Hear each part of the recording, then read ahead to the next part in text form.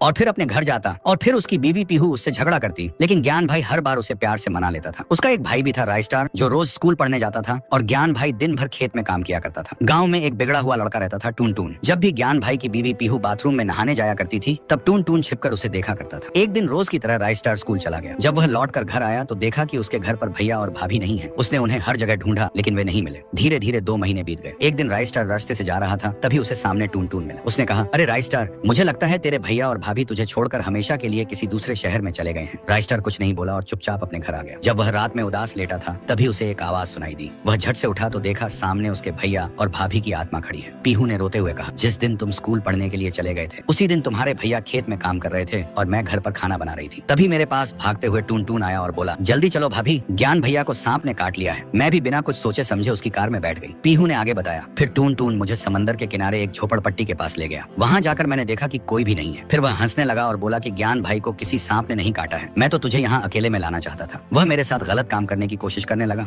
लेकिन मैं जैसे तैसे वहाँ से बचकर भाग आई। मैं भागते हुए तेरे भैया ज्ञान भाई के पास गई और उन्हें सारी बात बताई। यह सुनकर ज्ञान भाई का खून खौल उठा। हम दोनों गुस्से में पुलिस कंप्लेंट करने जा रहे थे। तभी रास्ते में पीछे से टून टून अपनी कार लेकर आया और हम दोनों को जोरदार टक्कर मार दी। उस हादसे में हम दोनों की मौत हो गई और उसने हमारी लाश को नदी में फेंक दिया। इतना कहकर ज्ञान भाई और पीहू की आत्मा हवा में गायब हो गई। अब राइस्टार के सिर पर खून सवार था। वह एक चाकू लेकर गुस्से में टून टून के घर की तरफ निकल पड़ा। टून टून आराम से सो रहा था, तभी राइस्टार ने चाकू से उस पर वार कर उसे मौत के घाट उतार दिया। तो दोस्तों, क्या राइस्टार ने पीहू और ज्ञान भाई का बदला लेकर सही किया? कमेंट में अपनी राय जरूर बताएं।